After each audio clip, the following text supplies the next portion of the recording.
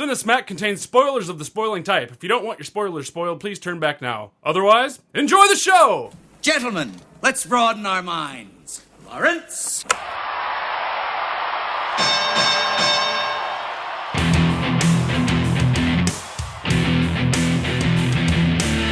Ladies and gentlemen!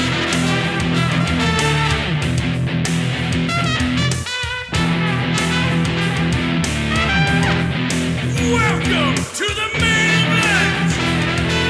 This is Cinesmack!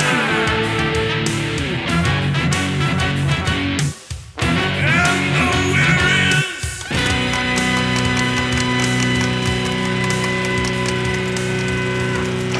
Hello, Cinesmacketeers, and welcome to bout number 147 of Cinesmack, the podcast about films by filmmakers.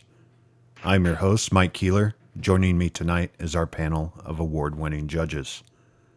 First, filmmaker and owner of Arizona Inc. Studios, Andrew, don't have a good day, have a great day, Zumwalt.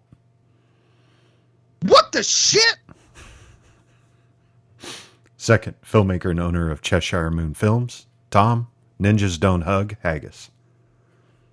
Hi, everybody. I didn't think of anything funny to say. So, inoperable. I don't know. I love that part.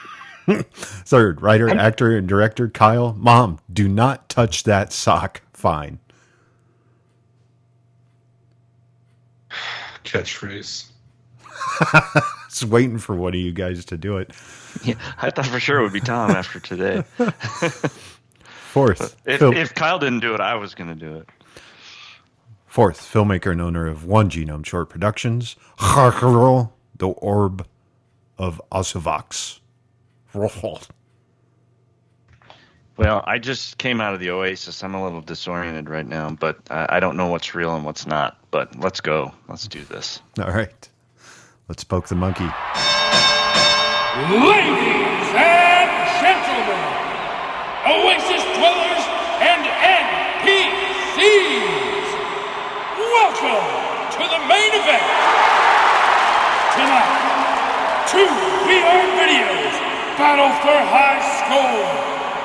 Who will get the keys to the kingdom, and who is doomed to disconnect?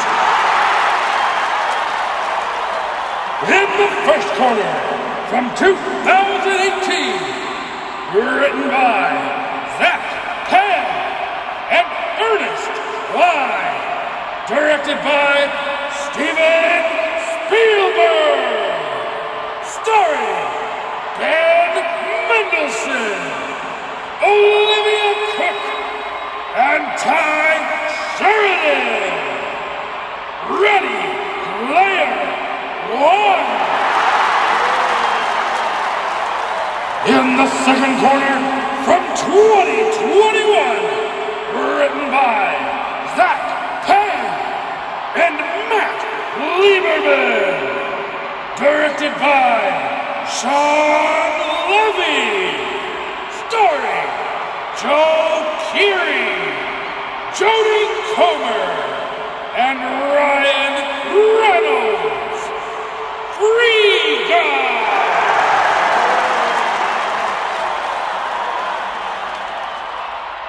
This is my second time watching both of these films. Free Guy was just, it's always been a big surprise for me when we saw it in the theater. And I love it. And I really enjoy how much fun it is.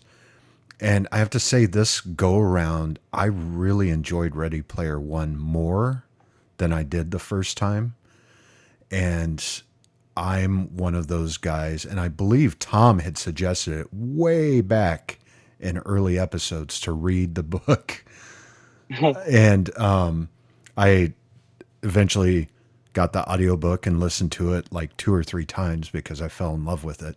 And Will Wheaton does the narration. But Of course. Yeah. I remember the first time seeing it in the theater, I was kind of let down because I had built it up so much in my head. And I'm like, I don't want to be that guy. So I've really given it some time and not watched any of it and not listened to the book. And then rewatching it again, I found a lot of stuff that I enjoyed. So I'm going to stop talking. It's your turn to talk.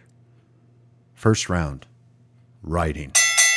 So, so yes, I read the book way before the movie came out, and I knew reading the book, and we're talking about Ready Player One right now. I don't think there's a Free Guy book, but reading the Ready Player One book, I knew after I got done reading it that the movie was going to be a problem. There was just so much licensing required, and the book is thick. I mean, there's a lot of there's a lot in the book that's not in the movie, and I knew after reading the book that the movie was going to be diverge a lot from the book. That the basic concept of what Ready Player One is about it was going to stay, and then I just had to let everything else go. And when I went to the theater, it was exactly like that.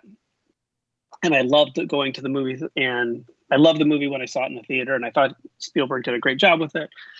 But I do remember distinctly thinking that the people that love the book are going to have a problem with it because there was so much that was changed. Which is interesting because when I watched it this time, I liked it notably less than I did before. But that comes in another category, so I will kind of skip that part.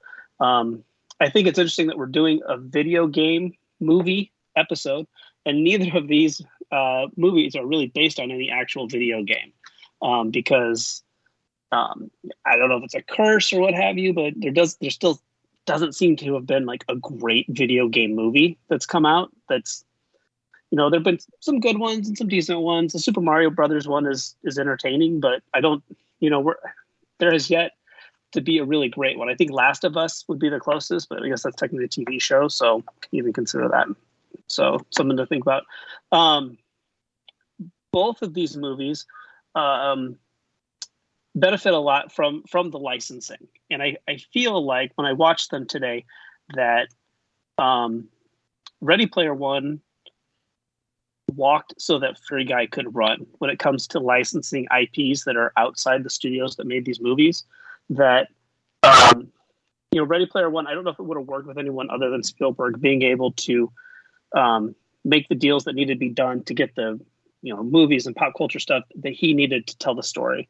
And then in Free Guy, they just grew on that. And there's so much packed into both of these movies. They're just Easter baskets, just waiting to be rewatched again and again and again. And that's why I love both of them so much. I do think Ready Player One suffers from a little bit of an exposition problem. And it's interesting that both these movies, in part, were co-written by Zach Penn. So, I think he probably learned something from Ready Player One before moving on to Free Guy, because the exposition in Ready Player One, it's really hard to translate a book into a movie. And Free Guy, there's so much inner monologue and rules of this world that Ernest Cline created. And it's really hard to pack that into a 2-hour movie. Free Guy does it in a way that's a lot more entertaining. And I'm not kidding, I probably watched Free Guy 10 times. My kids absolutely love it. They quote it all the time. I think it may become like their Goonies when they're older. That this is the classic movie from their childhood. They just love it. But what struck me on watching Free Guy this time is how deep it was. They tackle problems that we're talking a lot about this summer, about AI and sentient beings and what else do they have on there? It has more depth and more heart and more philosophy. And I think that is, I think that's probably why I like Free Guy better, because on the surface, if you look at them, you've got this movie about virtual reality directed by Steven Spielberg based on this very popular award-winning book. And then you have Free Guy that looks completely bonkers. But when you get down and start watching them, Free Guy has got so much more to it. I mean, Ready Player One deals with, corporate monopolies and advertising and our entertainment and everything. But Free Guy talks about what does it mean to be alive. I mean, you have kids that are, excited that their YouTube heroes are on in this movie, but then the movie is asking these deeper questions and getting kids to have these really complicated discussions about, well, what does it mean for an AI, being, what makes it something alive. So I think, in terms of that, I also think the dialogue in Free Guy is smoother and more entertaining. I think they probably let Ryan Reynolds and Taika Waititi riff a lot more. Ready Player One, there's some good bits in it, but it's just not as fun as Free Guy. So, what do you guys think? I'll start with Ready Player One. And I would say that looking through modern history, there's probably no book that has been. This is just my opinion, by the way, obviously, but there has been no book or series that has been more hurt by being adapted into a movie because it was so beloved as a book and could live in your imagination because all these things didn't have to be real in front of you. And like Tom said, when they announced they were making a movie, I realized that this is going to become a real problem because there are a million IPs involved that you can write about in a book without being in trouble, that you can't shoot on film without spending tons of money. And I think the anticipation of that, and we'll get to this when we get to directing probably, but the anticipation of that, of seeing what you saw in the book, is a real bait and switch that hurts because you get a lot of dumbed down, worse versions of things. I actually think Ready Player One would have been far better if it was never made into a movie and just left as a book. I think the movie only hurts its legacy. And I think the chief rule of filmmaking is to show, don't tell. And I am absolutely agog at the amount of tell, don't show in Ready Player One. And it really hurts my enjoyment of the movie and makes me think bad things about the writer and director of it, of their ability to do that, because Free Guy does a great job of show, don't tell. There is some exposition for sure, but there is a lot more showing you what the world is and how things work. I mean, even something as simple as him putting on the glasses and seeing all the changes in the world. But I can't remember another movie that has as much exposition as Ready Player One, and I think it is very much to its detriment.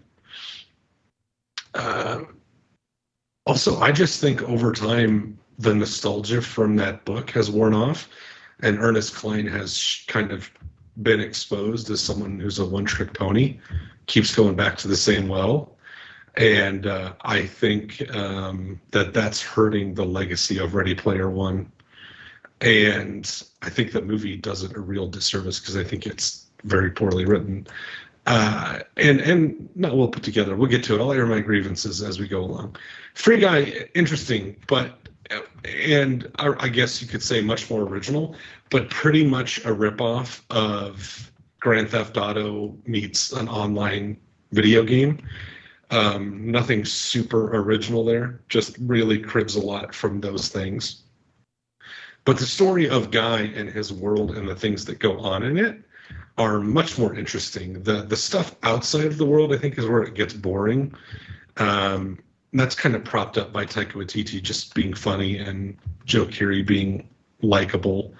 But some of the writing of the action sequences and the choices they make just to squeeze every drop of look at us, we're cool running around this world, kind of does a disservice and gets repetitive at times. The whole scene where the mods are trying to kill a guy dressed up in a bunny suit, it's just absolutely ludicrous. It's fun, but it beggars belief. I wouldn't say either of these movies you could say are like incredibly well written, but Free Guy is Free Guy doesn't actively hurt its brand like Ready Player One does. I have one grievance against the writing of Ready Player One. Does anybody know what that is? It must got to be something with Blade Runner. Yep, the Blade Runner stuff wasn't in it. When I read the book, based on Tom's recommendation of the book, I read it and enjoyed it very much, actually. And I was, you guys know me. I was super excited that there were Blade Runner references in it. I get why they were left out, and I appreciate the fact that they tried to put those references in, but just couldn't get permission to do so. But that was a little disappointing to me. So I don't know. I think you guys have covered a lot. I'll just leave it there for my input on the writing. There are little touches in Free Guy, and I don't know if this is writing or not, but I love how, like the Tsunami Company is spelled like the worst possible way you could spell tsunami for a company. I mean, like why don't you just spell it tsunami? Like, I don't know, that stuff with Taika's character was really funny. Just the kind of the you look at the name of the company and you fucking hate him. Yeah. Is there an actual Tsunami video game company spelled the correct way? Or not? I felt like when I heard that, I was like, that sounds familiar. Like there's actually a company called Tsunami. There was the software company Konami. Oh, maybe that's what I was thinking. I don't know. Yeah, they made, Street Fighter? Contra. That's Capcom. Konami made a lot of games. Konami, yeah. I don't know if it still exists, honestly. There have been so many mergers, and God knows who actually owns what anymore. Sure. But yeah, Tsunami. Great name and for a company. Yeah. And, it's amazing to me that they can pack in so many cultural references in both movies. It's actually for someone like me who's a little bit older and not really necessarily into all of these, into all the gaming, and I don't necessarily see or get all of the references in there, but in order to, pack all those in and still have a coherent story that's fun to watch for somebody like me, it is pretty amazing. Because I'm sure, like, if I watched each one like 20 times, I wouldn't get all the references. I'd have to have someone like pausing it every few seconds and go, okay, well, that's a reference to this game, and this is a reference to this movie, and this is a reference to this meme, and whatever, and so, I have to give them credit for that. That it's pretty amazing to pack all that in there and still have a good story that's fun to watch. I just want to point out, I thought it was kind of weird that in the year 2040, people are nostalgic from things from the 80s. We're not nostalgic for things from the 1960s. So it's just kind of weird to think that that's the way the future is going to be, that no one's ever going to move past 80s and 90s nostalgia. Won't there be something cool in 2030 that these kids can be like, don't you remember that?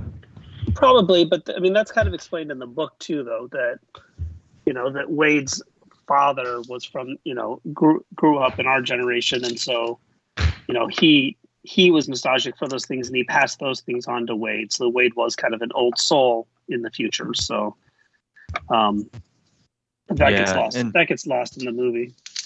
Yeah. And Artemis or whatever. It's not an Artemis. What's his name? The guy who invented the Oasis. I mean, he was nostalgic for the 80s. So that made and everybody was trying to win that contest. And so they were diving into the 80s stuff because he was so into it. So it wasn't, in that case, it wasn't necessarily, that people in 2040 were so into the 80s. It's that they were into the 80s because it could get them something.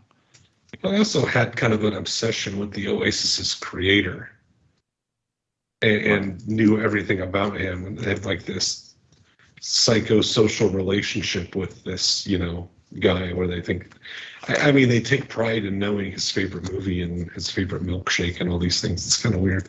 I've never seen a video game developer get that popular. Does anybody know the favorite movie of the guy who created World of Warcraft? Does anybody remember that? I don't even know who created World of Warcraft. It's kind of strange. Give me a shot at winning a sports and I'll know it. Yeah, exactly. So I'm going to answer a couple of your questions. So there was a Tsunami video game company. It was actually in the 90s, and it was a branch from a bunch of the Sierra game developers. When they left Sierra, which Sierra games, if you guys all remember the King's Quest and Space Quest and Leisure Suit Larry, those all came from Sierra Games.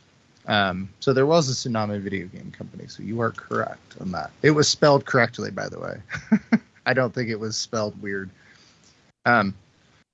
So I think I'm the out man here because I have not read Ready Player One. I've never read the book. So I've only seen the movie, and I only know the movie from the basis behind that. I think that the movie is fun. It falls short in a lot of ways. I'm not sure that it's necessarily, I mean, the nostalgic stuff is really cool. It's amazing. They got all the IPOs. I know that I've heard many people, like you guys have talked earlier, about there are a lot of stuff that was left out, and I completely understand why. As a direct, strong company, fight for something like this, Kyle, maybe people don't necessarily know the milkshake, but there are famous game developers that people in the video game that do a lot of video games, like John Carmack, for instance. I can tell you tons of stuff about him because he's like the grandfather of all first-person shooters. He's a brilliant man. And so I think in the context of specific characters, it makes a little bit of sense, especially because they were trying to do a contest for that creator. But yeah, I won't. Anyways, I don't want to drag on too much because I know we're a little out of time for this round. Free Guy, a lot of the Free Guy to me felt like a video game that was like a Muppets movie. There were cameos left and right, some that were, credited, some that weren't. It was fun. It was goofy. It was, I think, Kyle, you said, it's based on Grand Theft Auto. It was very obvious it was based on Grand Theft Auto for those who've played Grand Theft Auto.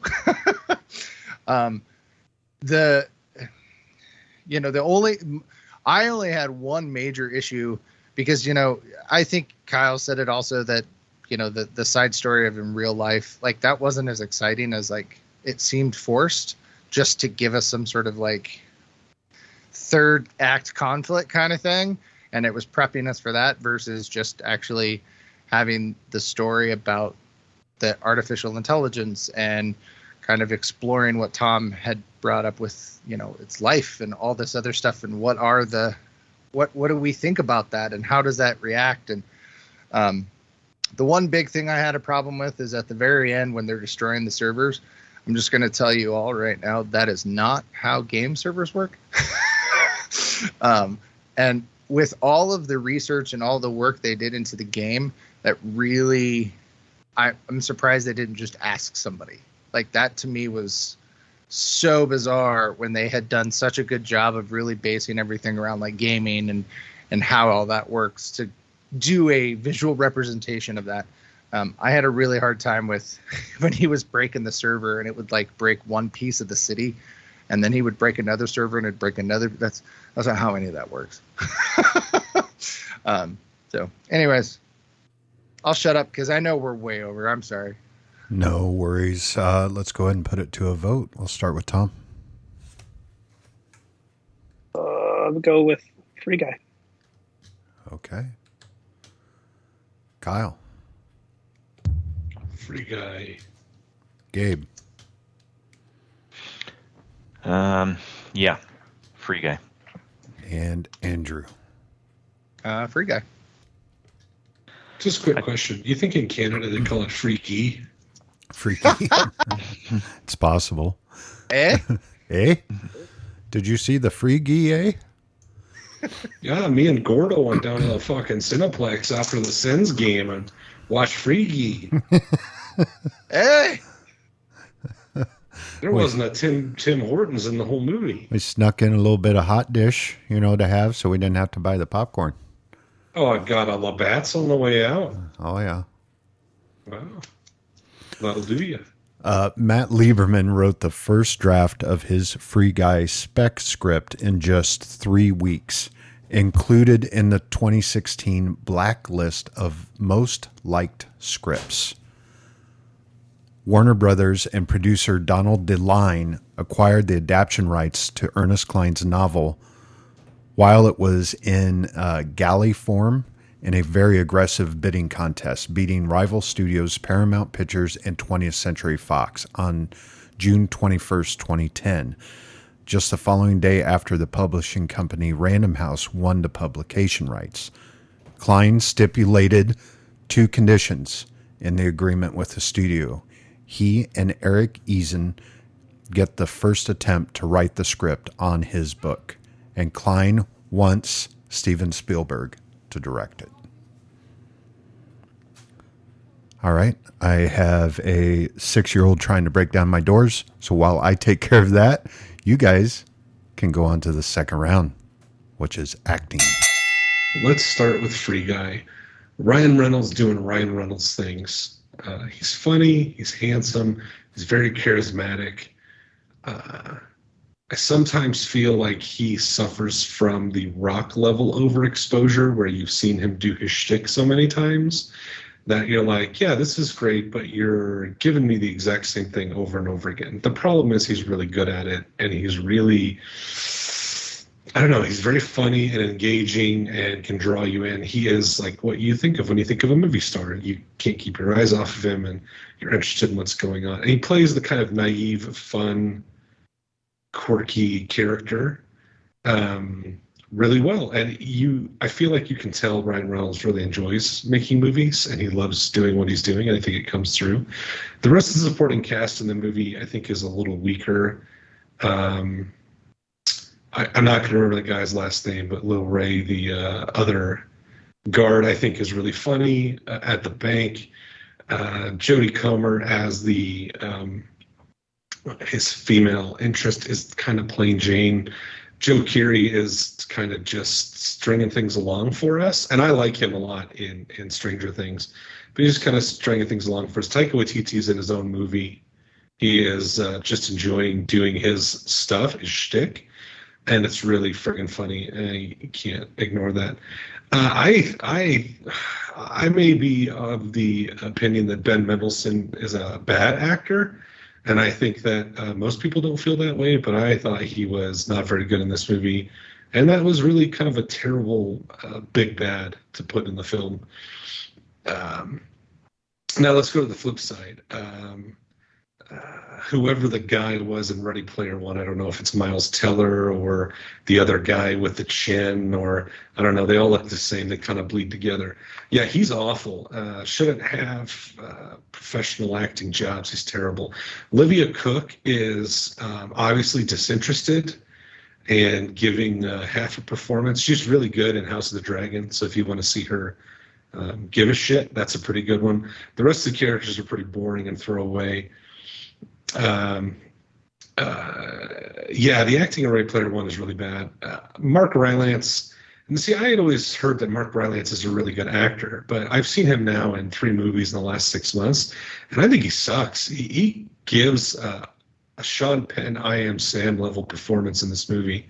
He really is just, awful, and embarrassing. And Simon Pegg is collecting a paycheck doing Simon Pegg things. I don't know if Steven Spielberg was ever on the set for this. I can't imagine that anybody would have done this stuff in front of him. I don't know if he paid somebody to do this for him. He slapped his name on it at the end because it was part of the contract. But yeah, terrible performances all around. Ready Player One is hot garbage. Holy shit, dude! Who's shitting your Cheerios? Yeah, those are strong opinions. I really just disliked it. It's something that throughout the years has just. I read the book and was fucking enthralled with it and in love with it, And over the years, as more things have come out and he's put out more books and I've seen more movies, it just leaves a sour taste in my mouth. Holy shit. Okay. Well, I disagree with almost everything you said. So Cool. I like that. yeah, except Ty Sheridan. I think he was pretty awful. That's his name. I think see it's- him and Miles Teller, and then which one of them was They do look- Cyclops? they I do can't look like- remember. Oh, I think he was Cyclops. Was that Ty Sheridan? I think it was. But Ty Sheridan was Cyclops. He got So- cast because In- the way in his some chin of the looked under that visor. Like that's his I think- whole.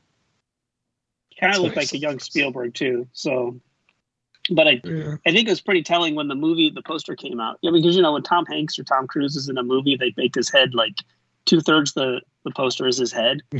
Ty Sheridan, they're like, here, put this VR visor on. Yeah, 2/3 of his face is gone. Remember this guy was Cyclops? It kind of looks like Cyclops now.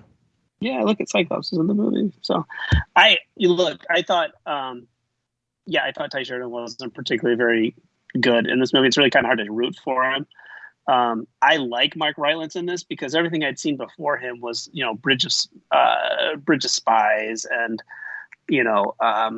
some of the, the more serious stuff. And so it was really fun to see him kind of flex his kind of comedic goofy muscles. Because I think that the BFG came out right after this or right before this. But you're right, though. Olivia Cooke is amazing in House of Dragon. So I agree. You should probably check him out there. I thought the supporting cast for Free Guy was really great. And because, when we were younger, there were actors who just had chemistry with everybody, and they just clicked no matter what movie they were in. Everyone else would up their game, and it just seemed like they were working together forever. And I get that feeling when I watch Jodie Comer or Joe Keery. I love watching them and stuff because it just seems everybody likes working with them. Killing Eve, Jodie Comer was amazing in Killing Eve, and like I said, Joe Keery is so fun to watch in Stranger Things. And it seems that's almost a trait that people are looking for in movie stars now, because you have people like Ryan Reynolds and Dwayne Johnson and who else can I think of? Tom Holland is another one. There were people just like working with them, and those guys make other actors and actresses look good. And Ryan Reynolds is one of those. He just seems like he is really easy to work against. And I think he's kind of like that. Watching Welcome to Wrexham, the documentary show about his soccer team, he just seems like a very easy person to get along with. We talked about 2 months ago about Adam Sandler being the smartest person in show business, but I think Ryan Reynolds gives him a run for his money because I don't know any actor that has the business savvy of Ryan Reynolds. I mean, the guy just shits money. And it's, normally it'd be really hard. It'd be really easy to hate a person like that, but God damn it, he is so charming, and I can't wait to see what he does next. So, well, and Ryan Reynolds saying that does Ryan Reynolds things and, plays similar characters or charismas or personifications, whatever you want to call them. I have a feeling that partially that's just Ryan Reynolds. Like, it may be extenuated and brought up to level, 15. But, he has this just naturalness to him that is just this thing that he exudes. And you're just like, oh, yeah, that's just kind of the goofy Ryan Reynolds guy. And I don't know. I really enjoy watching him in movies. I really enjoy watching his quips. Hell, I even want his stupid the Mint Mobile freaking commercials are freaking hilarious. So I enjoy him. Taika, my God, I love him. I think he is hilarious. I think he is a super fun actor who is just doing, I think Kyle, and this may not be a negative thing, but I think Kyle said it right. He's kind of in his own movie. He's doing his own thing, and it just works. He's this over-eccentric, crazy video game developer, owner guy that is just kind of out in his own world, and I don't know, I think he's funny, but I really enjoy him I don't know if I've seen a movie where I'm like, oh yeah, he kind of sucked in that. We've talked about Jodie Comer. She is awesome in Killing Eve, by the way. You hit that right on the head, Tom. So Ready Player One. So I guess, and maybe this sounds bad. I don't know if I necessarily mean it necessarily in a negative way, but it's not going to come out positive. But I enjoyed the video game sequences where they're in the Oasis better than I did the live action stuff. I think that the characters were more likable when they were in the Oasis versus when they were just in real life. And I don't know if that is just because they didn't have to directly act or it was a pseudo act for them and they were mostly doing just the voices of a character kind of thing. I don't know, but like, you know, Parzival I thought was more interesting than actually Wade Watts. I thought he had more charm and luster and energy in a character than actually just the regular Wade Watts in the real world. Like, it was just, I don't know. And like, I don't know. Maybe Steven Spielberg, you know, really, we can talk a little bit about this in directing. Maybe he did just slap his name on it. I don't know. It seemed really weird. And to have Simon Pegg seems like it was a cameo to be a cameo. I don't know. Speaking of cameos, there are great ones in Free Guy.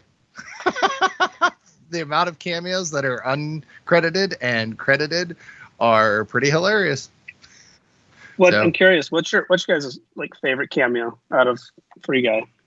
Was there one that you were particularly Chris in love Evans with? is great. Chris Evans is probably one of my favorites because it's I think 6 seconds on screen. It's fantastic. You know, having Hugh as the secret guy in the alleyway, I guess it's cute. I guess. I don't know I can never remember. Channing Tatum. Channing Tatum. Yeah, he's making a career out of doing this. Yes. And I really didn't like him when he started, but after this, and I can't say the other one because it'll give it away.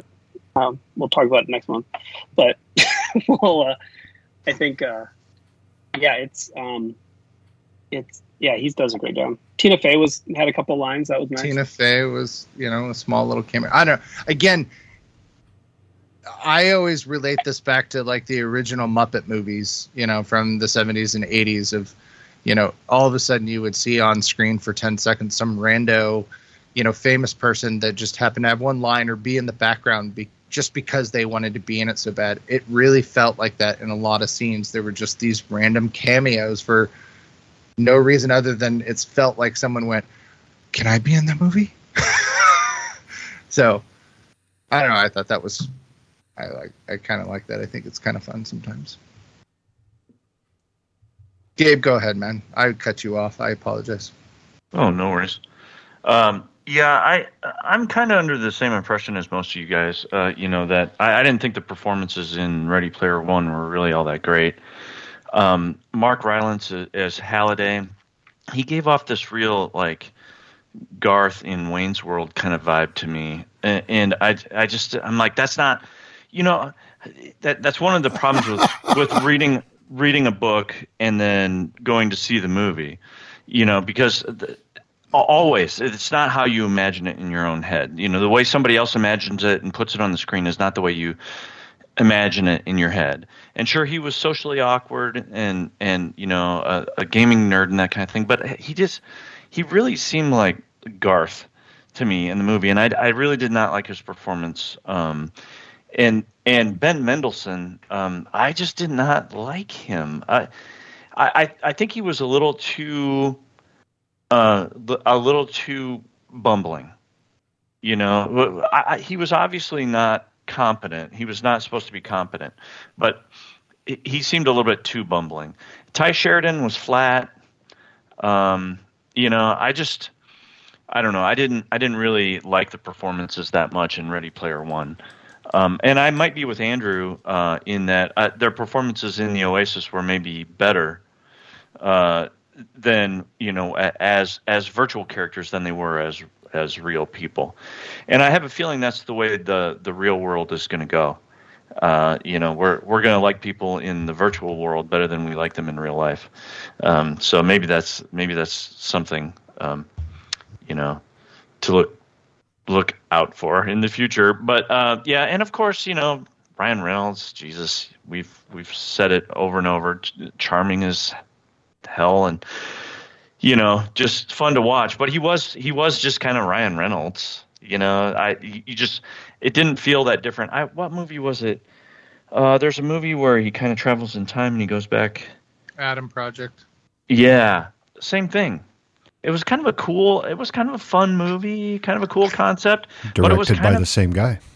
It's by was it really? Yes. Oh, I didn't know that. I think I didn't know that. just think it's Ryan Reynolds. I really do. Yeah, and I feel like, okay, well, it was the same thing. It's just Ryan Reynolds kind of being Ryan Reynolds. It's fun and engaging, but it's kind of like not really different.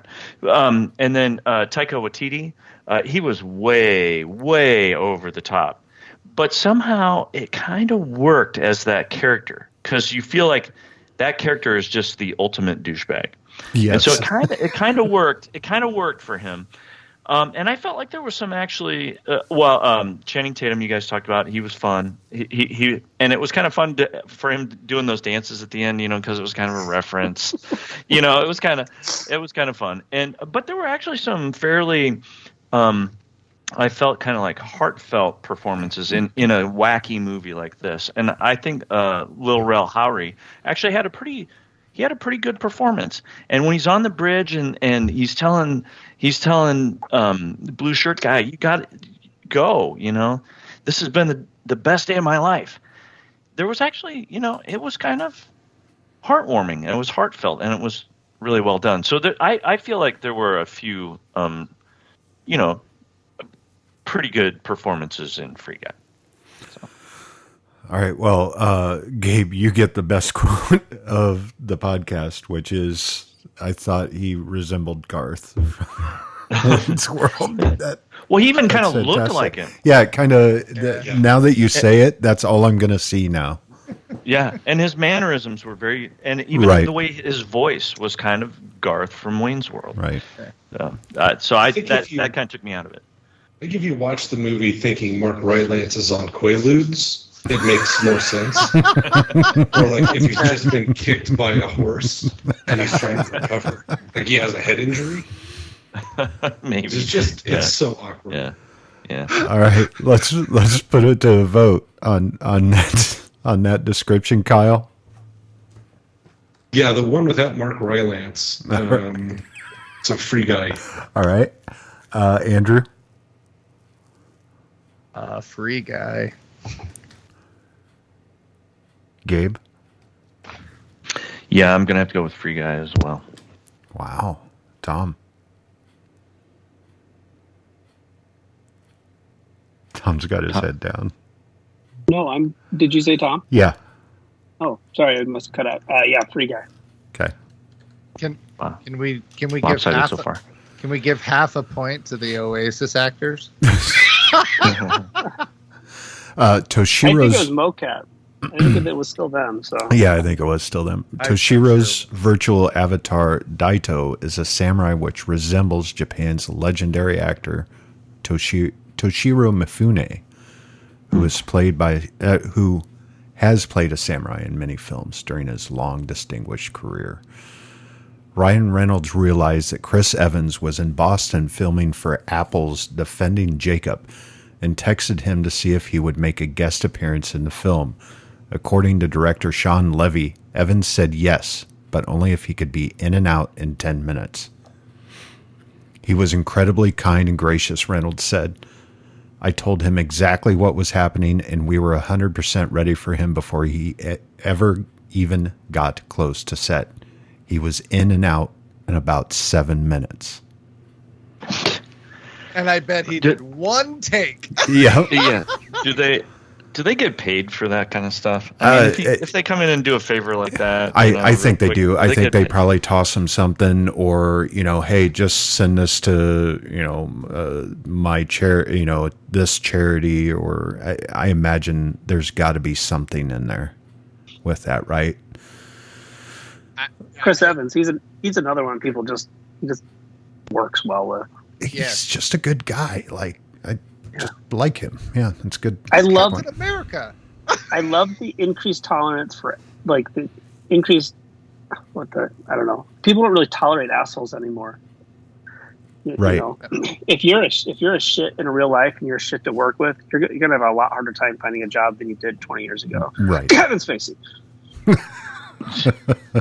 All right. Sorry, I had something in my throat. Third round, directing. Well, I don't. Steven Spielberg. Everybody knows Steven Spielberg, and he's going to go down as one of the greatest directors in all time. He's directed some of the best movies I think I've ever seen. But I don't feel like Ready Player One was his best work, and I don't know why. It could be, I don't know. Maybe you guys can give me some input on this. I don't know why. Maybe he checked out. We talked about that before. Maybe he wasn't really there. Although I'm probably going to give away some trivia. I don't know. He said it was one of the harder movies he's ever directed. So it sounds like he was fully immersed in it.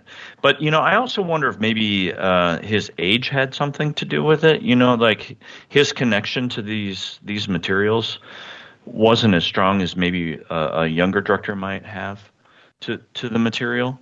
And I don't know. I think there were some choices as far as the look of the movie. I think, the stack in the real world should kind of look like they did, kind of grimy and run down and dark and depressing, because that's what it was. And that's why people flocked to the Oasis, is because they were trying to escape, the real world, because it wasn't so great. But I felt like the Oasis, for being a video game and for being a place that people escape to and a happy place to be, supposedly, anyway, was a little too dark. It was a little too monochromatic. When I think of video games, especially some of these games that they would play to try to get the keys and that kind of stuff, I felt like it was a little too dark. Even the scenes, I don't know. I guess it was The Shining, but even the scenes with The Shining at times seemed like a little even darker than what The Shining. My memory of The Shining, what it was like. Do you picture a video game more like Free City? Yeah, bright colors and yeah. And I don't, that's not always the case with all video games. I mean, there are obviously video games. We spoke about it before, and it is I in my personal opinion, one of the best video game adaptations ever is The Last of Us. That show was great, and that the video game and the show are very dark, visually and thematically, and those kinds of things. And so I think that's appropriate. But for some reason, when I read the book, and again, this is someone else going up against my own imagination, and we're not on the same page. I imagine the Oasis as a more upbeat, brighter place to be, because people wanted to escape to that. And so I felt like there was a bit of a fail there in the representation of the Oasis. But maybe I'm wrong. Maybe you guys have other ideas on that, and maybe I just missed the point. Free Guy, you have to give him a lot of credit for the pacing. It's references and action and stuff in your face pretty much constantly, the whole thing, and it doesn't really slow down very much in too many spots. And so, you have to really give the director credit for keeping the pacing up and having it paced like a video game. And you maybe get a break here and there when you pause the game, but Otherwise, it's really coming at you, and that goes for the references and the action and the dialogue and everything. It's really coming at you, and so I give him a lot of credit for that, and I also give him a lot of credit for creating something that's almost really just pure entertainment. I mean, you can zone out and just watch this movie and enjoy yourself through the whole thing, and be like me and not even get all the references. So I don't know. I just found that direction a little bit more appealing. I guess when it comes to Ready Player One, we talk about how great Steven Spielberg is, and all of the things that he has done throughout his career, and we look at Ready Player One, and it's like, what happened? But we're making a movie where a man who has lived his life at developing and building imaginations for the big screen, and we've honed that down in a 2-hour movie to about 40 minutes, where he's actually physically directing real life people. Because I realize there is some directing that probably goes on even with the virtual side of it, but at the same time, there's only so much like real direction that you can do. Like, no matter what, when it really boils down, the animators are going to pretty much have the final say when the animation all comes out. Yes, he's going to get to say, do this and this and this, but it's not the same as directing people and actually directing a scene like you would in real life. Mike, do you have a question?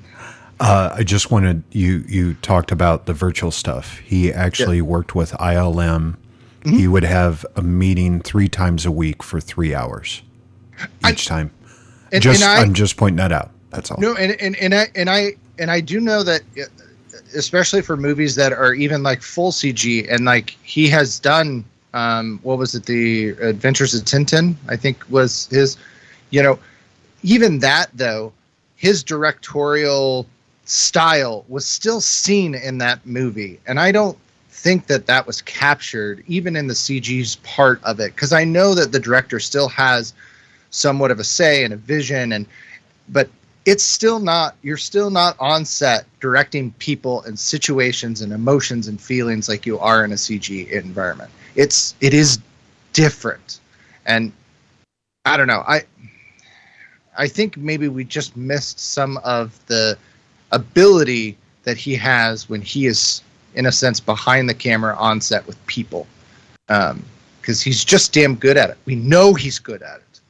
So, and I don't know, I'm completely speculating, on that, but it is a different type of directing, and it is a different thing. And I'm not saying that there's necessarily a specific thing he's good or bad at when it comes to a CG or virtual movie, but it just, I don't know, even the live action stuff just didn't feel like Spielberg. And so, I don't know. It just, yeah. Real quick, Sean Levy, he has done a lot of like really fun, goofy movies. I had noted, a couple of things like the Internship and Night at the Museum. He did both of those. He did This Is Where I Leave You, which if you've never seen, great freaking movie. A little more serious, but it's very dry, humorous, and it's very, very good. And so to see him do some of these other kind of quirky type of movies really shows through in Free Guy. So I thought that was kind of a neat little, oh kind of thing. So, yeah, I mean, Free Guy was a video game. I don't know really how else to put it. And, to your comment, Gabe, I know a lot of video games. I know a lot of people that get their escape. Now, we don't have virtual reality like the Oasis, but that play a lot of really dark video games or play games that are just very, like there's one, the jump scare horror games are really popular right now, and they're really dark. And so I think it really just varies on what you look at, but most people play video games regardless of what genre they are as just an escape in general. Yeah. And maybe some way of controlling. Yeah, I play a World War II realistic game that is not, what you would consider a fancy, bright light, happy place. Right. So that's true, but I guess I guess it was just my imagination of the Oasis. Again, I am outside of all that because I haven't read the book, and so that is always a problem because your imagination is completely different than what you're watching on scene, and then you're like, this is wrong.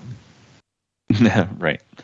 Well, we're kind of told in the book that the Oasis is this massive place where you can do almost anything, and then in the movie, very little of it is actually shown. They get away showing it being so populated by just having huge crowd shots of CGI characters. But other than that, it's hard to imagine what everybody else in this world is getting up to. You see some of it through what their real life actors are doing as their avatars, but we don't explore very much of the actual Oasis, which is supposed to be this huge, amazing place. And in the book, that's much more fleshed out, of course, because it's in the book.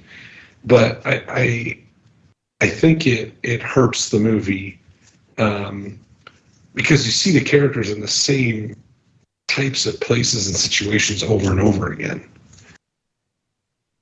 Yeah, it would have been nice if they had kind of separated, the battle world from the beginning of the movie, from the battle world from the end. I mean, like one was a fiery planet and one was a, ice planet. It was kind of a Star Wars issue that they had with it. There's an Animal Crossing planet somewhere in the Oasis, and they just never showed it to us. And it's bright and colorful, and Gabe will love it. I think the credit, the credit where I'll give Spielberg, and they kind of kick the movie off, but the race for the first key, the very first race they do, is an absolutely stunning action scene. It's really well directed.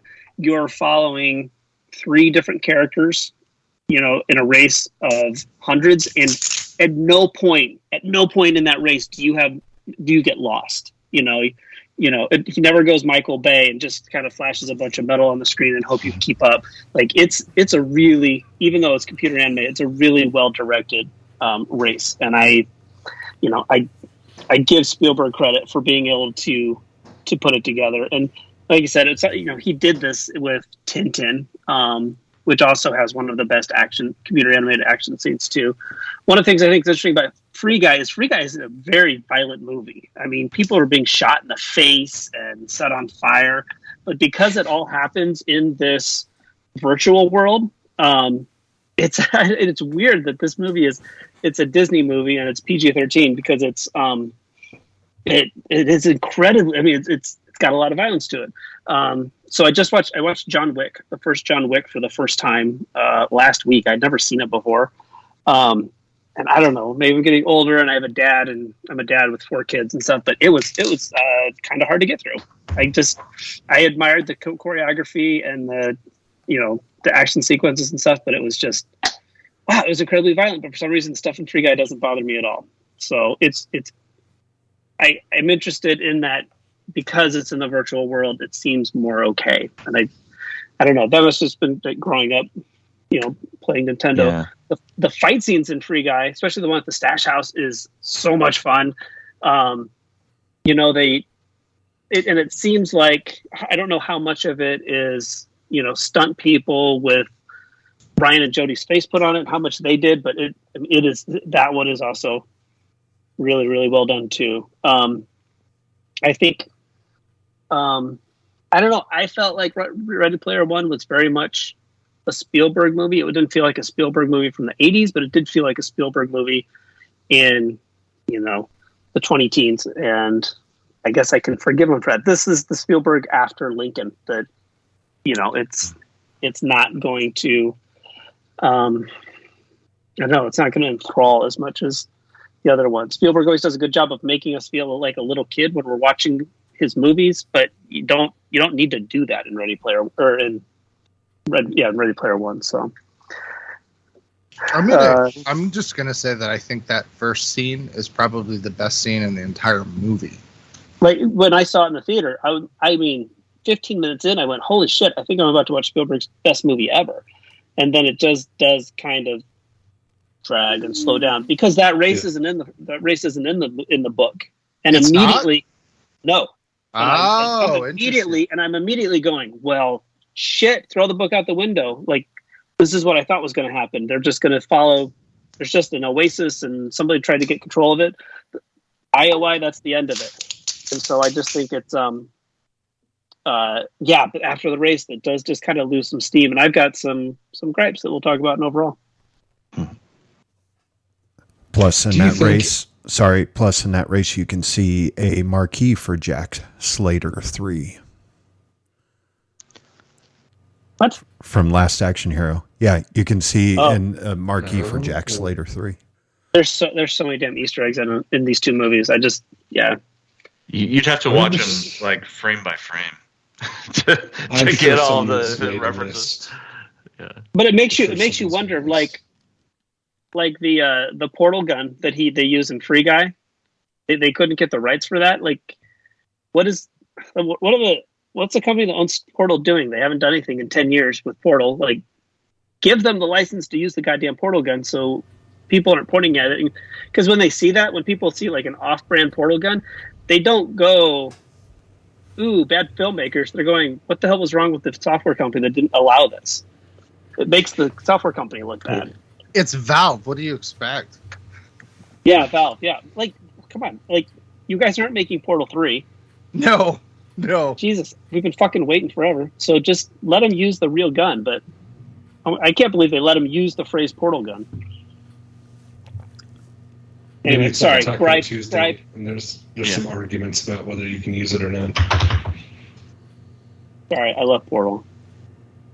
Fun game. It was fun. Love it. All right. Is that everything for directing? Let's put it to a vote. Gabe. Kyle? Yeah. Did Kyle get to say anything? Yeah, no, that's right. Here's my big thought. Now, I just enjoyed listening to you guys. My big thought is that somewhere in an alternate universe, there's a Stranger Things version of Ready Player One, where Ernest Cline wrote this book in like the late 70s and Spielberg directed it in the mid 80s, and it's like war games. And that is the much better, more interesting version of this. I love that. I love it.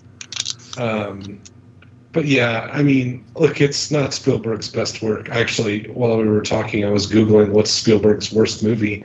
And Ready Player One sits at a number 28 out of his 35 credited films. Would you say Ready Player One is better than in any of these movies? The Color Purple, Always, The Terminal, Twilight Zone the movie, The Lost World, Jurassic Park, 1941, or Hook. Those are the only movies that are supposedly worse by Steven Spielberg. 1941 is definitely better. Yeah, The Color Purple is amazing. The Color Purple is amazing. Yeah, kind of surprised that's below Ready That's like Player a top 10 most beautiful films I've ever seen. Ready Player One is on this list right next to The Adventures of Tintin and The BFG and Artificial Intelligence. Obviously, these were voted by people that never fucking saw these movies.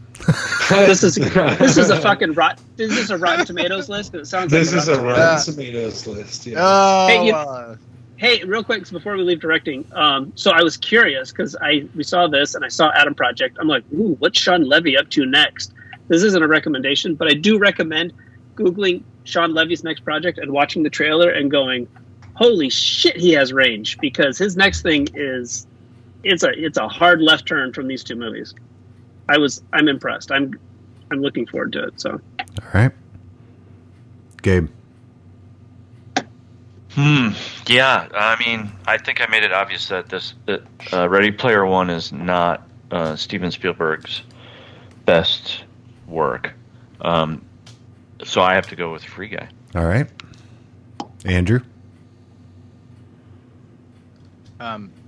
As much as I hate to vote against the godfather of filmmaking, I have to go with Free Guy. Okay. Tom? I cannot vote against the car race at the beginning of Ready Player One, so I'm voting for Ready Player One. Oh, saving that Danny Pity Boyle, saving that I Danny think Boyle he's the day shutout. he's playing Oh, what? goalie for Danny I don't even Boyle. know. I Kyle, don't even know yep. what you're referring to. Oh, the I don't even second know the what second you're you referring sent the text today about are these the director spreadsheet? no, Is no. that I'm No, like, oh, no, that had nothing to do with it. there's tomfoolery afoot. Yeah, but this vote right now vote. would have nothing to do with whether or not Danny Boyle won his 2 bouts. That's irrelevant. Kyle, I can't believe I'm being I'd confused. say tomfoolery is a great name if you ever strip or hook for a living.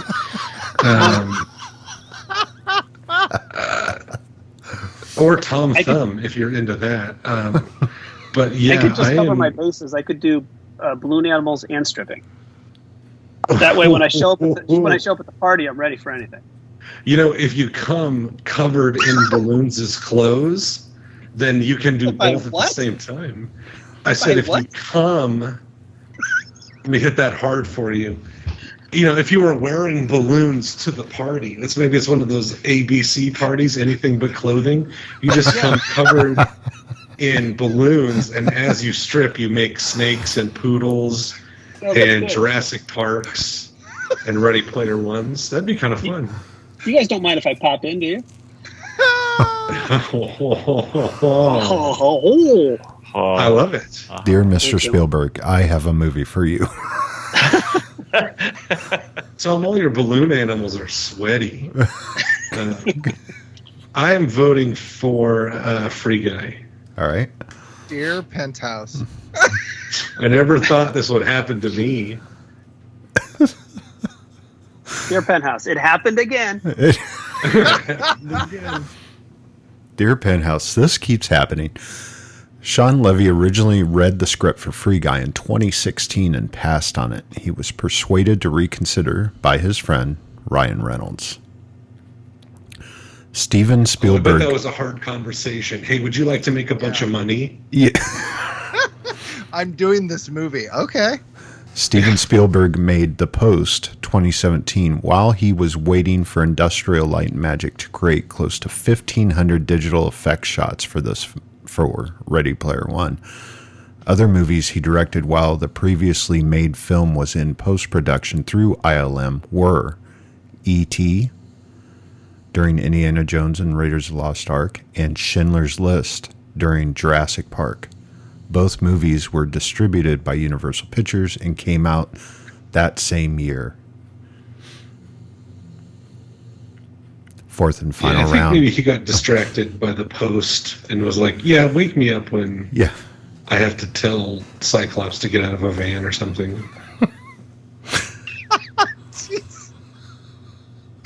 Fourth and final round overall. So I'm going to touch on a couple things that we probably haven't talked about. One thing we normally talk about is music in this round. Lot of 80s songs and references and music in Ready Player One.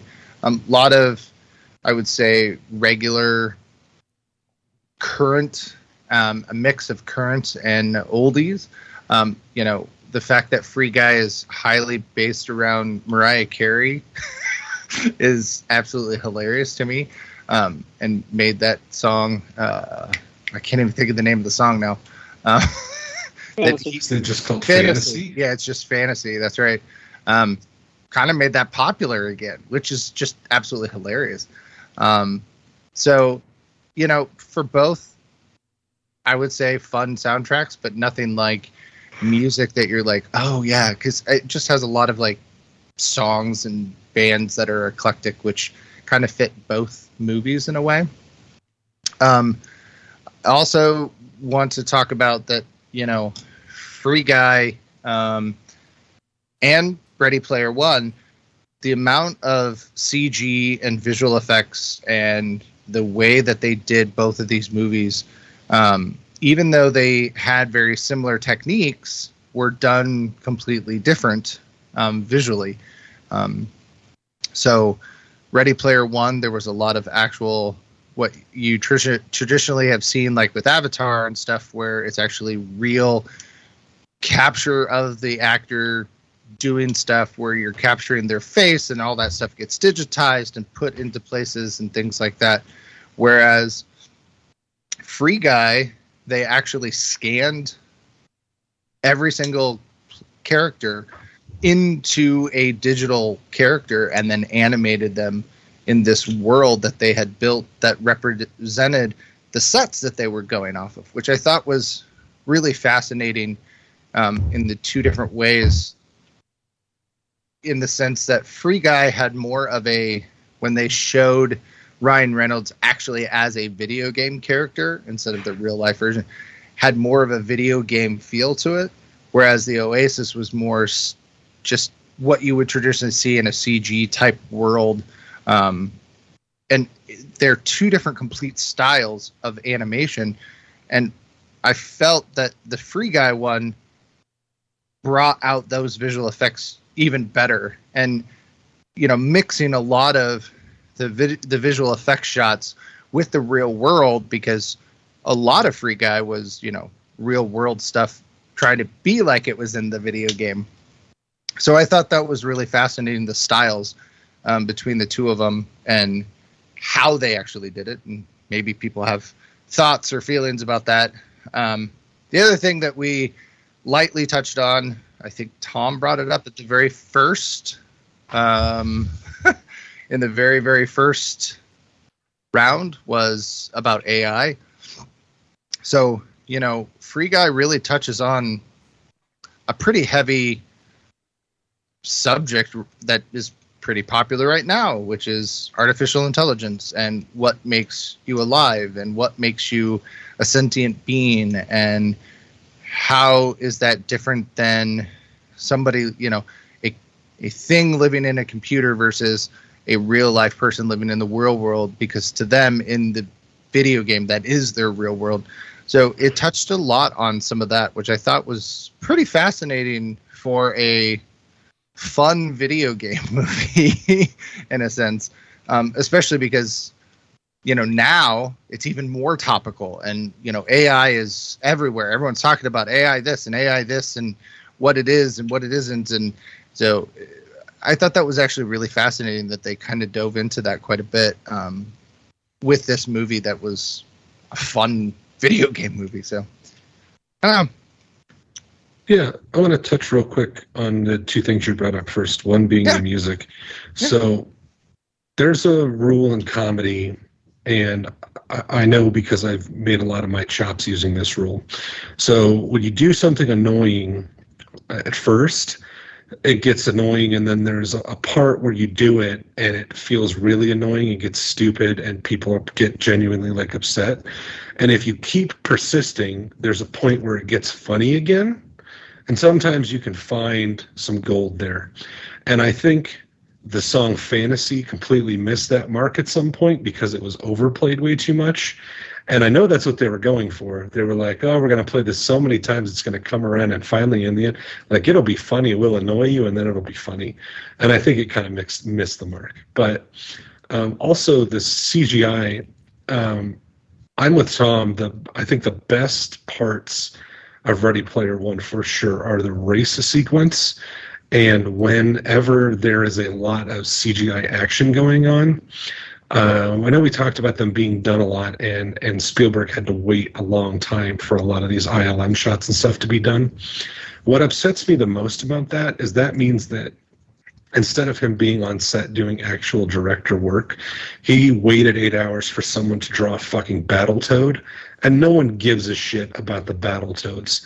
And this is the problem with Ready Player One, is it's got the GoBots of all of the references that are in the book, and you're just like, you spent all this time and money on the cheapest licenses you could get, and it was just like depressing. And that's a problem completely set up by the success of the book and its overwhelming sense of perfect nostalgia of all the things that you would want there, and then the inability to deliver that when you're waiting to see all those things and you're getting the you're getting the direct to video version of all those popular things, it just becomes really becomes disappointing and distracting. I don't want to see Master Chief walking to a car. I don't give a shit about a Battletoad. Like, come on, give me the good stuff. It was cool seeing the Iron Giant, but like, come on, give me the good stuff. So does Spielberg have to pay, even though he was the director of some of these properties, do you think, or producer for some of the properties? I think there's a company somewhere that's making money, and some of that money goes to Spielberg. I just don't think in Hollywood things happen for free very often. I'm just thinking like Back to the Future. Like he was, he didn't direct it. He was producer. Does he? Yeah. Can he just be like, you know what? We're going to use the DeLorean because I was a producer. Well, I would go as far as to say the references they did get and make in Free Guy are better. He uses an actual lightsaber and has the Captain America shield. Those are the things you want to see in Ready Player One. Instead, you get half a shot of Freddy Krueger. And that's and the Fortnite hammer, which is not a property of Disney at all. Yeah, it's just like if you can't do it all the way, like it feels bad to me in a way. And that kind of hurt it, but yeah, go ahead. That kind of goes to what I was talking about in the first round, was that I think movie companies learned from Ready Player One, and I think Free Guy got a lot more IPOs at their disposal because they were like, let's not do Ready Player One again. If anybody from Free Guy calls and wants to use them, let them use it. Of course, Valve didn't get the fucking message, but it's. I mean, to that though, the other thing, they replaced some stuff from the book, and I knew they were going to do that. The thing that bothers me is like, so they replaced War Games. The War Games being in the book, he has to reenact the movie War Games from beginning to end perfectly in order to get the second. Yes. To get the second key. Yeah, it's amazing, and they replace it with The Shining. And I know The Shining came out in 1980, but for us who grew up in the 80s, The Shining wasn't a movie to us in the 80s because there was no home video in 1980, and we didn't have home video for 4 or 5 years after that, and so The Shining really wasn't part of our culture in the 80s until it kind of home video picked up a bit. So to replace a movie that spoke about the 80s and the Cold War and that we're all going to be nuclear, we're all going to be annihilated one night without realizing it, with The Shining, which really didn't touch my generation in the same way. Was really disappointing. And then to put in the Saturday Night Fever dance sequence, I'm just like, that isn't it either. Like, we weren't 4 years old and going out to see Saturday Night Fever. And this is my naivety since I did not read the book, but so does he actually play like tic-tac-toe against Joshua? Yeah, he reenacts. He basically steps into Matthew Broderick's body. Yep. And plays he has thermonuclear war and everything. You have to do everything precise, line for line, precise, and he has to get through the entire movie. I wanted that. They also did Monty Python and the Holy Grail. Yep. Wow. Yeah. Okay. Interesting. Maybe I need to read the book now. And how can War Games be more expensive to get the rights to than The Shining? I don't know who owns what. Well, come on. I got to be honest with you. Kubrick, I think it was Spielberg showing love to Kubrick. That's the only reason he chose The Shining. See, and that's what you were talking about earlier, though, is that Spielberg. I can't believe I'm saying this, but Spielberg doesn't seem to have a handle on 80s pop culture. Yeah, if he thinks he can put in The Shining and Saturday Night Fever, well, then you really don't get that. Even though you are the defining artist of that decade, you clearly don't know what the fuck was going on out here. It's weird. That then, if that's the case, it more feels like he put in things that define things in his child. I mean, because The Shining would have been when he was younger, and Saturday Night Fever. Well, that was the 80. I mean, Spielberg was. He was 35, 40, yeah. Right. Yeah, he would have been in his 30s, but still, I mean, I think it's a total Tom nod. Is correct. I think it's a total nod to Kubrick because Spielberg and Kubrick were friends, and it's just like there is an overwhelming use of Zemeckis IPO as well. This again goes back to my original question: the IPOs that he is directly involved with. I'm curious if those are easier or, in a sense, free, and I use quotes when I say that, for them to be able to use, and that is why some of those things were picked. Yeah, I think so. But I will tell you, when I read the book and they said they were going to make a movie, and you're like, all right, go through the book and tell me the one thing you think is definitely going to be in the movie. I was like, the DeLorean 100% will be in there. Sure. Right. Ernest Cline owns one. It plays a prominent part in the book. Yes. I mean, it's going to be in there. And I think the score from Free Guy wasn't very memorable, but I think Alan Silvestri leans a little too hard on the Back to the Future score. Yeah. But, it's my text tone, so I'm not, I'll forgive it. But yeah, the Saturday Night Fever thing was weird. And I just want to say, I think Ready Player One would have been better if they would have made it 2 movies, or would have made it an HBO series. Right? A series would have been so good. Yeah. Right? Yeah. That it just, you could have gone, and I'm not saying you have to be precise with the book, but I think you could have put so much more in there, and maybe all of that, all of the talking and everything, explaining stuff could have been broken up so much more, instead of like, okay, we've got to explain this here, and it's overwhelming. And I agree with you guys on that. I think the needle drops. I think the needle drops in Ready Player One are better. I remember Mariah Carey's okay, but I like Van Halen, and I mean all the stuff that they put in Ready Player One was pretty good, except for of course fucking Bee Gees. What the fuck? The Bee Gees in a fucking movie about the 80s. Cultural touchstone of the mid 80s. Yes. I mean, I still stand by the fact that I think the CG scenes and storytelling while they're in the Oasis, I think, are better than the live action part of that entire movie. Yeah, they should have added 20% more of that and cut down on the live action stuff and make it really rare that they're all together in the real world. Mm-hmm. Yep. Instead of cutting out of it. Which is weird because the live action stuff in the book is compelling and complex, and it's really well done. But Gabe, you haven't said anything. The live action stuff is very draw in the movie, though. Mm-hmm. It's very textbook. It's really textbook kind of garbage that you would just... We need to have a conflict. What do we push? I don't know. It didn't feel very thought out, I guess. Gabe, sorry. We're not letting you. You have 60 seconds, Gabe. Yeah. Go. I think the only thing that I wanted to mention in this category was more the music. And yes, more. They should have put Blade Runner in it. I wanted to give a shout out to Christoph Beck. Actually, I kind of liked the music in Free Guy, but also I really love what he did for Edge of Tomorrow. That's been on HBO lately, and I love that movie. And I think the music is really great in that. I think it I don't know. So I just wanted to give a shout out to Christoph Beck for the music. Why wasn't Blade Runner? And Steven Spielberg knows Harrison Ford. That should be all it takes, right? Well, no. Right. No, there were other things. Yeah.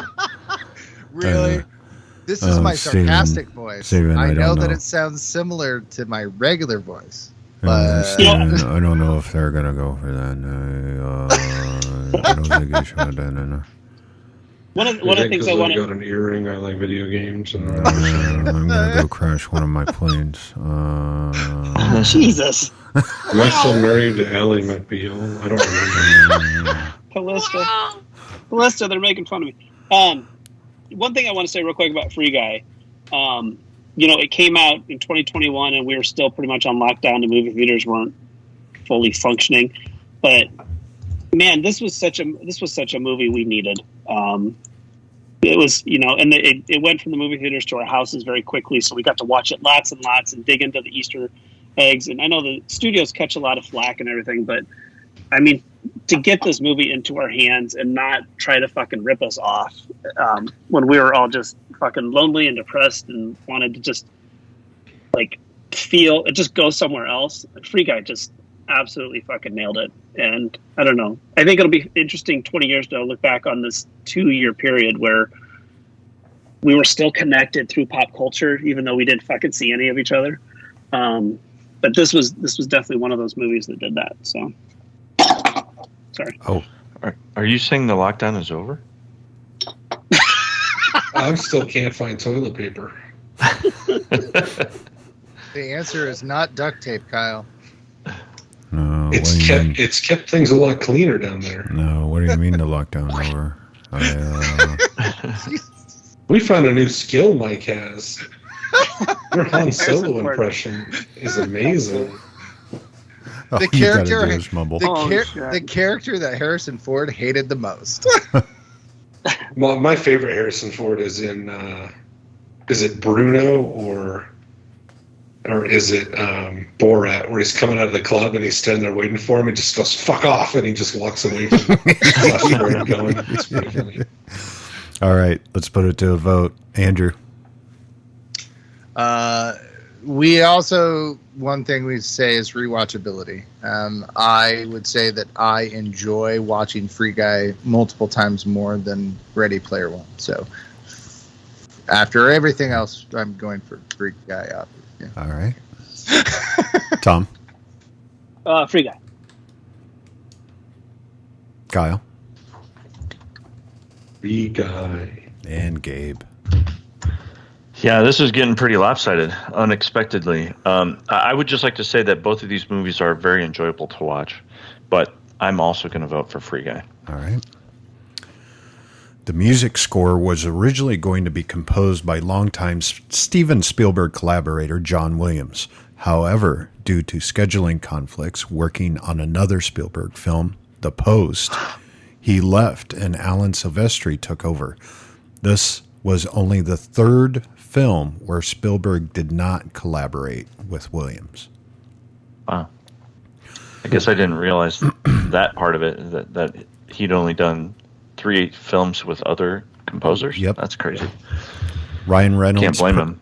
Ryan Reynolds personally talked to Mariah Carey for the rights to use her song Fantasy in the film. The rights issues were a little complex, however, as the song was directly sampled from the Tom Tom Club hit Genius of Love from 1981, the live version of which can be found in the Talking Heads concert film Stop Making Sense, 1984. Tom Tom Club was essentially Talking Heads without its leader, David Byrne. Samples of Genius of Love have appeared in over 30 songs attributed to other artists. That's the album I have hanging up Wow. on my office wall. Well, and Tom Tom I'm Club? get- Tom Tom Club. Yep. Genius I'm- Love. Makes sense. I want It's to very throw, colorful. Checks I want to out. throw a sad but honorable mention in there that this is the last film that Alex Trebek was in. Yeah, and it was his first film he was in. Yeah. It was First and first and last. All right. Take Dead Guys for 600. Let's poke the monkey, find out who won. Ladies and gentlemen, may I have your attention, please? Your winner by decision is Free Guy!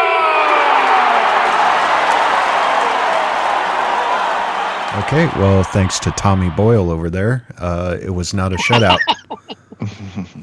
Oh. Hey, Spielberg got his first loss. Spielberg did get his first loss. That's 2 What's it ties in a got? loss. What's it? 15-1. Yes. It wasn't because of Spielberg. 100%. Come on. It wasn't because of Spielberg. No, it wasn't. And everything when I said that I watched it a second time and I enjoyed it more, it doesn't mean that I believe that it's a great film, but I agree with what Tom said, was that opening chase, the car chase, was brilliant. And I think I just caught more Easter eggs in there than when I watched it the first time. But oh my God, the explaining everything was just, it's still really hard to get through. Yeah, but we do have to admit that they had to do that a little bit in Free Guy too. I mean, the beginning of the movie is just basically an explanation of what we're going to see. Right. The sunglasses people and this is But it's quick. Free City, and yeah, it's pretty quick. But it's done It's better. creative. There is some explanation so that that we know what's going on. Otherwise, because they probably could have gotten away without talking about the sunglasses people, and they're like gods and all this kind of stuff, and because there are plenty of references to it, like, oh, we can't talk to the sunglasses people. We could have just gotten that through bits of dialogue and action and that kind of thing. But anyway, it's over, Gabe. It's over. Free guy. I gotta just let it go. I know. Just let it go, man. I'm just saying it's in both. All right, Tom, what's your recommendation for this month?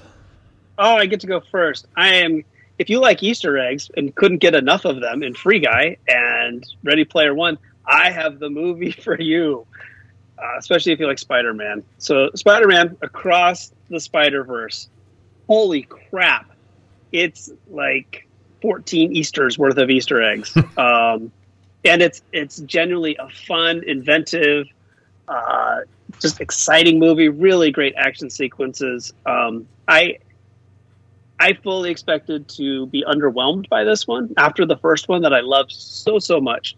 And somehow, I have no idea how, but somehow the Spider folks upped the bar for this one. So Beyond the Spider-Verse better be pretty fucking good. Good recommendation. I did feel in certain parts it did drag, but I agree with you that I went in like, oh, it's the sequel. Is this going to be a Terminator 2? Or is this going to be... Aliens? Well, yeah. Is this going to be Terminator 2 or Aliens, or is this going to be what's a really bad sequel to a movie? Empire Strikes Back. No, but anyway, yeah. I'm glad it was a Terminator 2 sequel. So anyway, Kyle. Yeah, I echo Tom's. Spider-Man Across the Spider-Verse may be in the top 10 of the most beautiful movies I've ever seen in my life. It is gorgeous to watch. That animation style they use is chef's kiss. So I'm going to recommend a movie that I know a lot of people have seen and liked, but I was so surprised at how good it was, I have to recommend it. And that is Top Gun Maverick.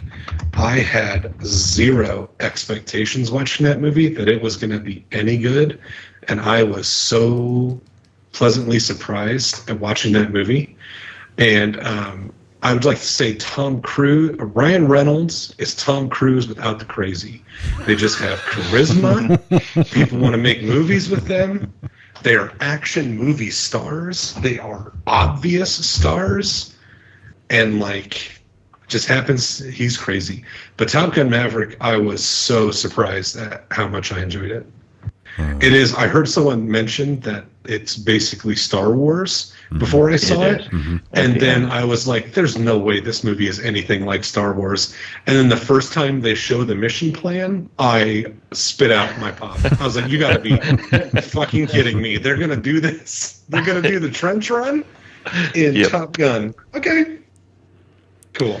It certainly didn't harm the movie, but yeah, I was thinking that immediately. The first time I saw it, I'm like, holy crap. This is so on the nose that it's like, you're like, come on. And it's one of the highest grossing movies of all time, and it got nominated for Best Picture. So, it's... And it was directed by a guy from Marshalltown. Yep. Yeah. Oh, that's crazy. Top Gun, that's a movie about planes, right?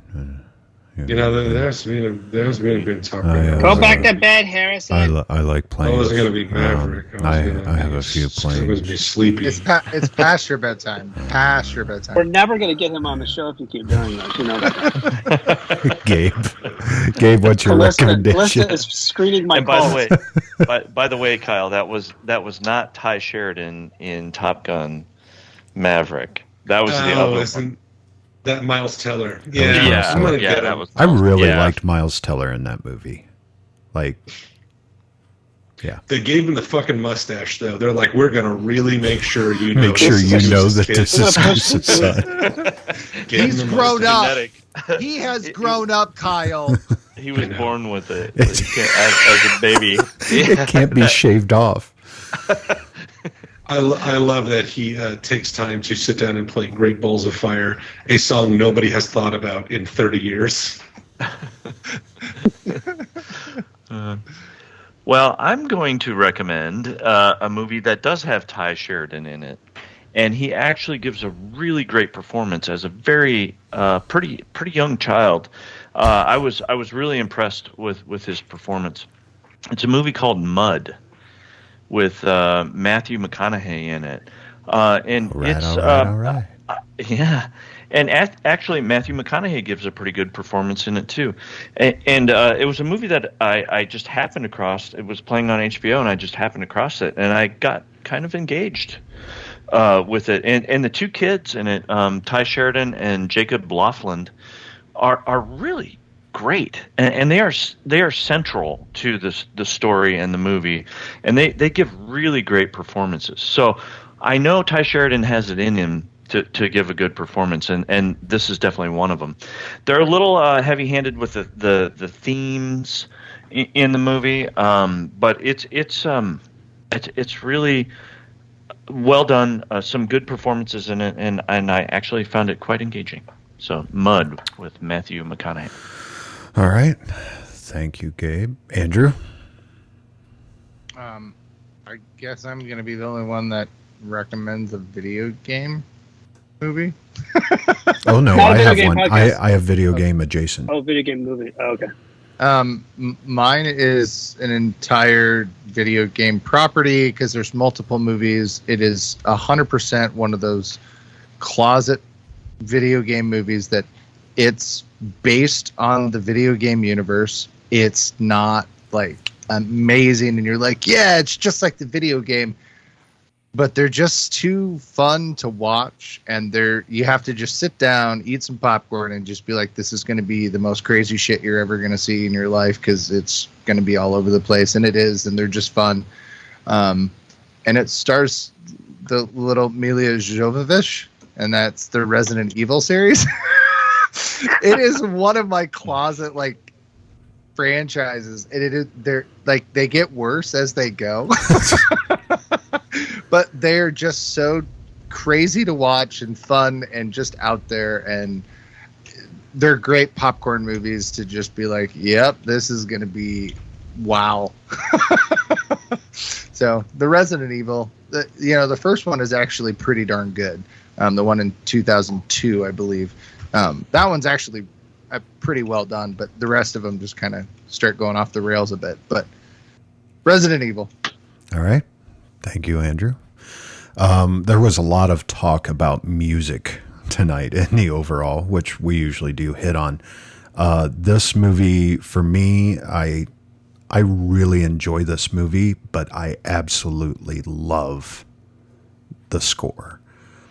And it was composed by Daft Punk, and it's from a movie 2010. It is very video game adjacent. It is Tron Legacy, directed by Joseph Kosinski, starring Jeff Bridges, Garrett Hedlund, and the very beautiful Olivia Wilde.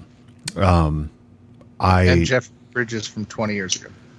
Yes, and Jeff Bridges from 20 years ago. But I really love the visuals of this film. It is so well done. And even the real world stuff is really well done. So, check out, if you haven't already, check out Tron Legacy. Around the world. Wow. Around the world. Two Krasinski movies? two Joseph Kosinski movies tonight. That's right. So do we need to do Tron versus Tron Legacy then? No, it would be. It'd be pretty lopsided. It'd be like 15-1. No one wants to hear that shit. Yeah. Wait. No one we got to protect Danny Boyle's. Wait a minute. Danny Boyle's record. Come on, you can't argue that Car Chase isn't amazing, and they should get something for that. I Tommy offered Boyle. half a point for the Oasis, and I wasn't given it. So, We would appreciate it if you could leave us a review on whatever podcasting service you use. It helps us reach new listeners. If you like us, tell your friends. If you hate us, tell your enemies. You can contact us at cinesmack@gmail.com. Follow us on Twitter and Facebook. Just search Cinesmack. In July, I get to climb back into the judge's chair as we watch two explosive ensembles as the A-Team and the Expendables clash. For Gabe, Andrew, Tom, Kyle, and myself, thanks for listening, and go catch a flick. This has been a test of the Southsider Studios podcast system. This was only a test. If this were a true lack of entertainment, your head would explode. Go to iTunes and subscribe to our feed. Just search Southsider Studios.